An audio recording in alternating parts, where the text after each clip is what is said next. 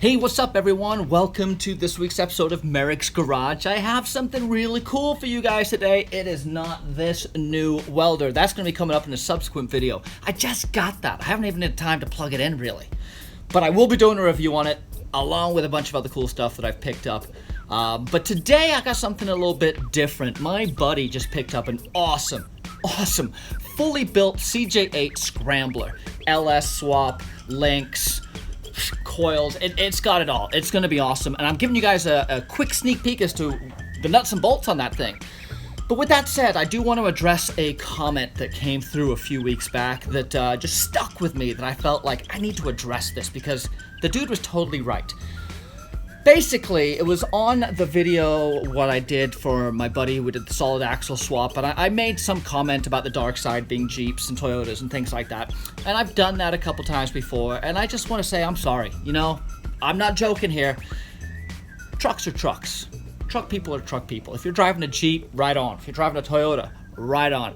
Just be a cool guy, take care of our trails, and look after your fellow wheelers, and I don't care what you're driving.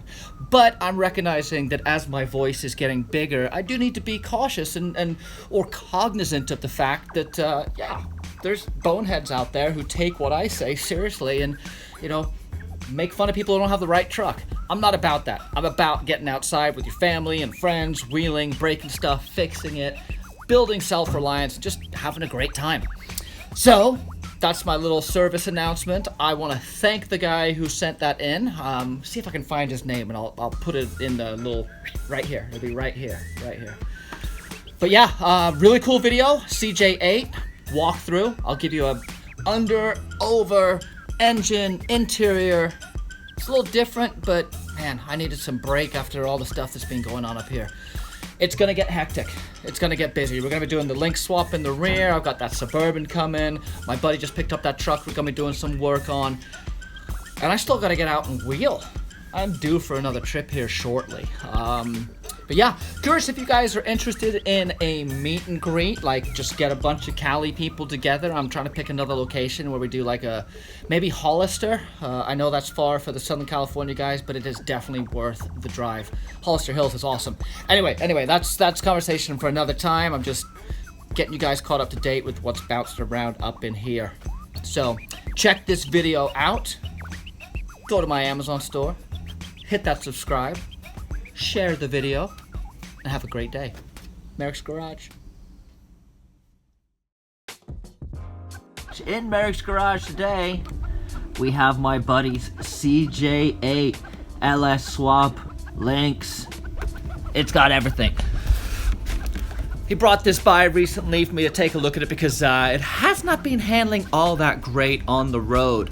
So I took a look at it to see if I can figure out what's going on. I found a loose hub so far. I think his tie rod and his drag link need adjusting too, but whatever, we'll get to that. I wanted to show you guys the rest of the Jeep because I thought you guys might dig it. It is a 2000, what am I saying? It's not a 2000. I don't even know what year this thing is, but I do know that it's awesome and it is fully built. So I'm gonna give you guys a walk around, go through some of the stuff. I haven't even checked it out completely, so I'm not sure what I'm gonna find in here. He purchased it, it was built already. Apparently, I found the build thread online. Some dude on the East Coast built it, and I gotta say, he did a fantastic job. LS swap, Atlas transfer case, link suspension, new tub, good seats, harness, good cage build. Yeah, super impressed. It just needs some TLC. Doesn't look like it's been really used in the past couple of years, so we're gonna go through it and make sure that it is trail worthy. But yeah, let's go take a look. Very utilitarian dash. Now, I'm not familiar with this as much because this is a Jeep. I'm not familiar with Jeeps all that much, but really like the way it's being done. The Hurst 4-speed in there. Sliders. All your basic armoring and guard work. Moving towards the back, I'm a real big fan of how they did all the framework in here. All the bump stop mounts, all the shock towers have been integrated very nicely into this build, which gives it a kind of a factory look. It is a non-triangulated. It is a parallel 4-link. So what you're gonna see on this guy, I think we're gonna have a panhard bar in the, panhard bar in the rear. Triangulated 4-link. I don't know why they didn't, I would guess that it's because of the exhaust. They couldn't do a triangulated 4-link in the back. But yeah, look at that drive shaft. Nice little shorty drive shaft. Moving up here, there's your Atlas sight tube. Really burly, awesome skid plate. And moving to the front of this guy, what do we got going on here? An Amsoil filter. I'm always stoked to see that because that is something that shows the person has paid attention to detail. Yeah, we need to pull all this stuff off. Give it a good wash. And a fresh coat of paint. It's hard to see, but it looks like a 4L60. And, whoops. Oh, yeah. You know, I'm not too familiar with this specific axle, but from what I can see, very, very cool. Nice big inner C, very robust knuckle, although this the ball joints have come loose on this, so we got to tighten that.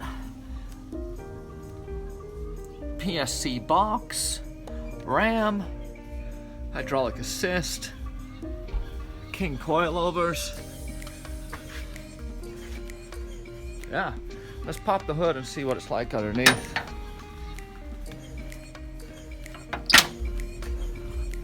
This looks to be, I can't quite read, but I'm gonna guess and say this is the 5.3 LS. Oh no, it could be an LQ4. It's got the, I don't know if you can see that down there. Right there, you see that? 317. It's got the 317 heads, which come on the LQ9 and the LQ4. I'm guessing this is probably an LQ4. I have no real way of knowing unless I was to pull it apart. Nice radiator, trans cooler, power steering cooler, nice worn winch. Yeah, very, very, very well built. Oh, this is a little, this is the stuff I want to be checking for. How did this get rubbed? Looks like it was rubbing on the body mount a little bit. What else we got? We got a new master, a new booster. This thing seems to be leaking.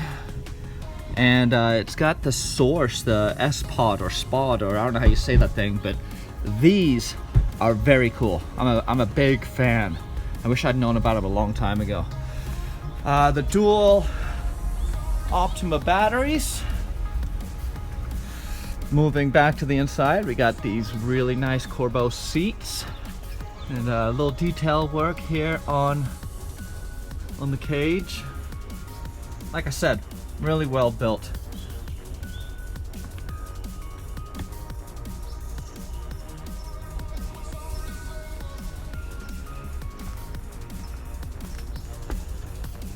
Terraflex axles, I gotta look those up. I really like that. Genrite tank. And the Evo long travel, long arm kit. Yeah, way cool. Really cool. I'm excited for this. I'm looking forward to doing wheeling trips with Clay with this thing. It's gonna be super, super capable. Clay has the Rubicon that we did the John Bull Trail with, and he loved it. And we were basically sitting there going, do you want to put a bunch of money into the Rubicon, or do you want to get something that's already built? And this is way cool because it's unique. CJ8, so it's gonna have the scrambler body. It's a long body, so you're gonna be able to put another seat and still carry tools in there. And from what I can see, it's been really well made. Fantastic job on the fit and finish and the parts used. I would have painted some more, like I'd have coated the headers and run some stainless manifolds and things like that, but just minor quibbles there. We just need to take this thing down to basics and make sure everything's looking good with it. But yeah, I think he picked up something pretty sweet. It is handling like a pig on the street though, and I'm gonna guess that it's the caster and toe. Caster being like, these are your wheels and moving this direction, is how much rocked forward or back they are as your caster. And then you've also got your toe that we can adjust. The toe, as it shifts out, will cause the truck to wander. I think we got a bunch of stuff going underneath. The ball joints are loose. I think the caster and toe are off. I fixed that hub. The brakes need some work. Scanned it, nothing looks wrong. It could probably do with a good healthy tune. I think the tune on it right now is running a little rich because it just makes me nauseous to drive it. And it's backfiring under full throttle, so that's a good indication that it's running really rich, which is better than too lean. But yeah, I think we can get some more power out of this guy. All in all, this is a very solidly built project. Jeeps are a different beast compared to the square bodies, man. There's just so much stuff you can buy for them. Now, the square body market is starting to catch up, but being able to just replicate an entire Jeep using new parts, awesome. And then you look at the tub and the dash, and they're just dialed and built and ready to go. So yeah, just a quick video. I thought I'd show it to you guys today. I thought you might dig this. Yeah, thanks for watching. Merricks Garage.